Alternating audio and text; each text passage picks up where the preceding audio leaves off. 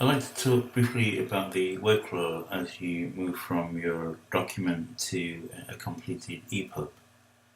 I'm assuming your document is probably in something like Word or Pages if you're on a Mac, possibly InDesign or Quark if you're also using maybe a print version of the book. The first thing you need to do is to move your text from your document package into a plain text file. This of course will lose all the formatting such as fonts and bold or italic and also the images. So you'll be left with simply a document of text. Assuming you're going to also have European characters in there, you should make sure that the plain text file is of type Unicode UTF-8. Otherwise, the Similsys program, when it reads that text file, won't be able to recognize those characters. You should always use UTF-8, whether you're going to use the European character set or not. It's a good habit to get into.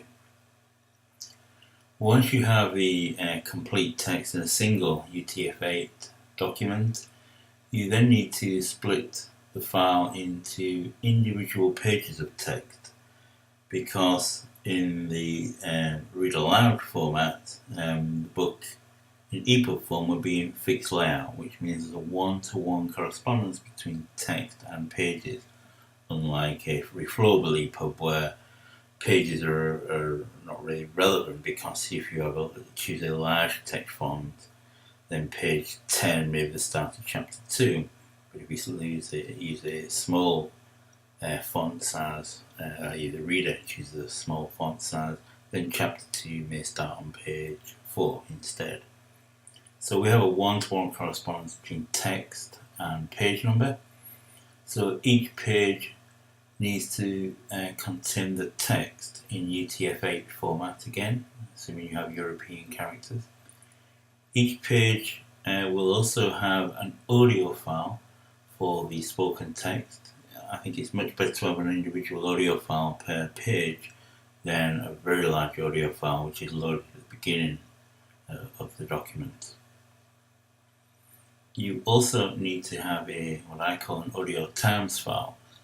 This times file contains the start time and end time for the spoken word or paragraph or sentence, depending on how you want to highlight the spoken words. Once you've obtained those three files, you can then feed them into the Similsys program, which will combine the times file with the text to create an XHTML file and a SMIL file. And the XHTML file will contain the text and references within there. The SMIL file will contain the start and end times for the spoken text. Now, of course, if you have some pages where you're not going to speak, say it's just a map of the world and there is no read aloud element to that page, you won't have either of those three files, in fact. And you can create your own XHTML file with an appropriate image reference. The Similsys program also creates a CSS file which simply creates an entry for colouring the background of the spoken word, sentence or paragraph yellow. It does have a zoom entry, but the zoom is set to 100% and no zoom. It just makes it easier for you to edit that file to say make that 200% if you want the sentence to be twice as large as the words are spoken.